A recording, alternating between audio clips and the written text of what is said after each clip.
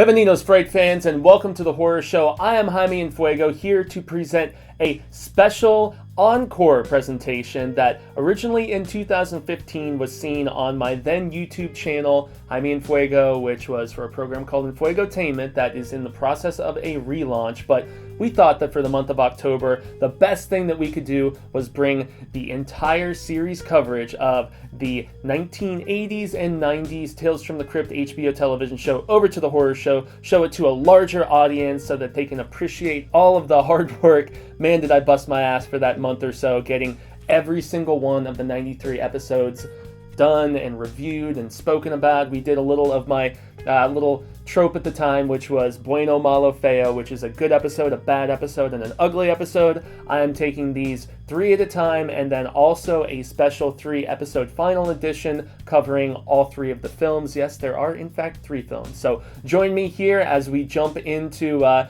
little bit of a horrific relic that I am very proud to show all of you guys. So until next time, stay scared.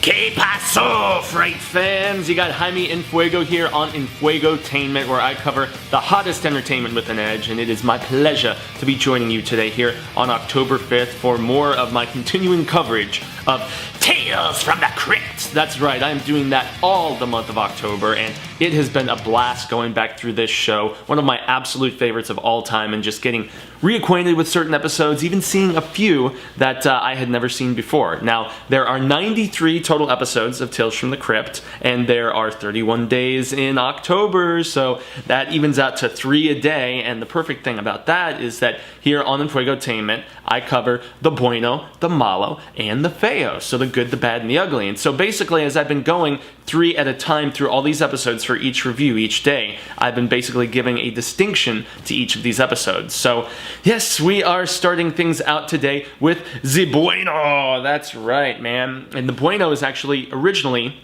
from a story that appeared in the EC Comics Suspense Shock Stories number 17. That's right. And this one actually brings back a person we have seen directing on Tales from the Crypt before, Mr. Tom Holland, and this guy adapted and directed Stephen King's Thinner in the 90s, and that was a really good one, but he is probably most notably known for writing and directing Child's Play, so he basically created Chucky, and also for Fright Night, which is one of my absolute favorite, oh my goodness, horror movies of all time, not just the 80s. And so this one had a very odd title. It was called Foursided Triangle. And essentially we got Patricia Arquette. She's just a few years removed from doing Freddy 3, yeah, that's right, Nightmare on Elm Street, The Dream Warriors, and so she was still, coming off that hot streak and becoming bigger and more popular, and she is, I don't know if she was a runaway or what. They give a very brief mention of how she comes to live with this crazy older couple on this isolated farm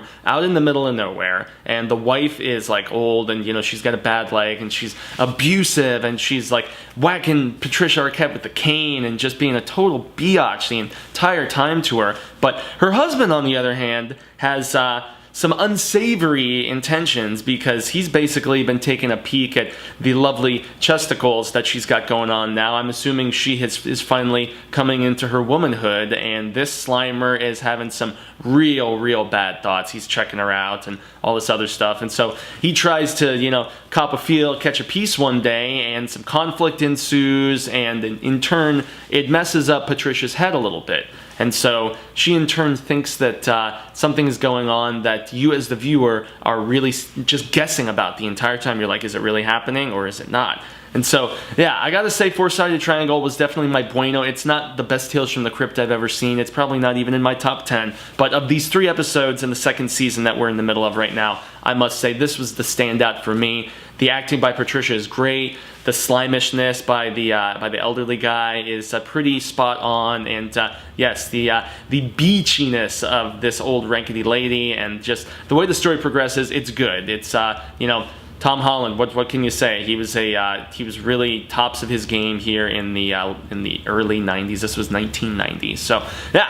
So now we have to move on to the Malo, and this one, in my opinion, was just pretty bad. It was called The Sacrifice. It also came from the Shock Suspense Stories EC imprint, and this one, it's called The Sacrifice, as I mentioned. Yeah, I know, I just said that, but it's just kind of lame. It's another one of those love triangle type things, which you see so many of in Tales from the Crypt. And with all the ones that they adapted in the 93 episodes, I can't even imagine how many more there were in the comic books that, you know, just weren't even deemed good enough to adapt. And so in this one, you've got an insurance agent who gets hired by this rich, you know, kind of country, chubby tycoon guy who, of course, has the trophy wife who doesn't really love him very much. And so she starts an affair with the Studley insurance agent, and they plan to, you know, to off the husband and, you know, get some money, or, you know, like run away together, get married, who the hell knows. And so, yeah, the one interesting twist about it, though, despite being MALO and just kind of a boring by the books Tales from the Crypt, is that you have Michael Ironside show up, and he's actually a pretty damn good actor, and he really brings the only interesting aspect to this story. His performance is above the rest in this kind of, you know, tried and true, we've all seen it before type episode. So yeah, The Sacrifice is definitely not my recommendation from these 3 Tales from the Crypt episodes. But then again, you know, some people may like that, you know, I guess, you know, troubles in the home type scenario that we've seen in so many Tales from the Crypt. So I don't know, man, you know, check it out, be your own judge. But at least for Fuego here, yeah, it is definitely not certified Fuego.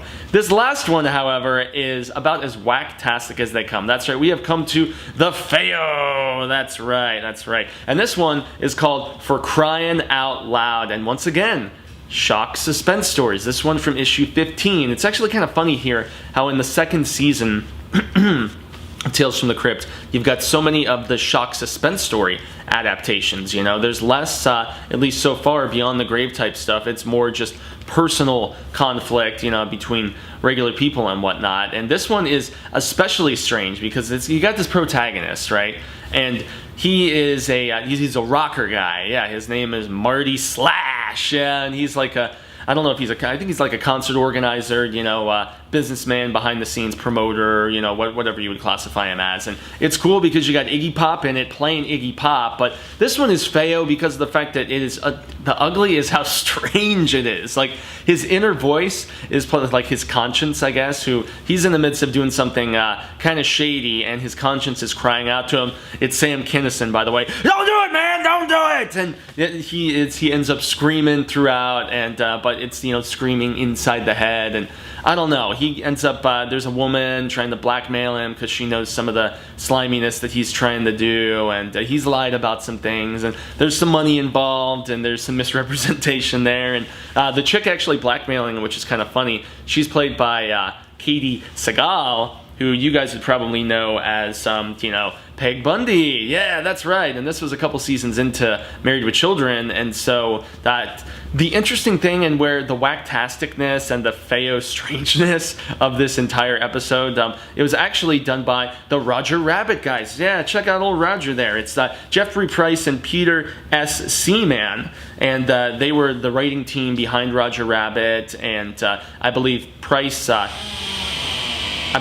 was the one who actually directed the episode, and you know, Seaman was his kind of like collaborative writer on it. And so, yeah, a strange episode. Definitely very Feo. I don't know, man. It was interesting in all of its oddness, and the performance by the main guy. He's from, you may recognize him from the Pirates of the Caribbean movies. I did not double check his particular name, but yeah, his performance is pretty whacktastic from the very first scene in it. So yeah, I'm not going to spoil much, but yeah, it's definitely the Feo, the strange one, but not bad. It actually might be just as entertaining at the end of the day as the first one we mentioned, you know, the Foursided Triangle. So in any event, that is finito for Jaime En Fuego today. I'm very stoked to be bringing you more Tales from the Crypt coverage the rest of this month, and it's quite the undertaking, and it's been just so much fun thus far. So I extend a grande gracias to all you cinemigos across the globe who have been scoping this out. It means a lot to me. You can find me, Jaime En Fuego, on all social media sectors. I'm on the Twitters, the Instagrams, the Facebooks, and obviously YouTube right here, which is where you're watching me. So thanks again for tuning in, and I look forward to seeing all of you for more creep-tastic entertainment mañana. So until that comes, adios amigos.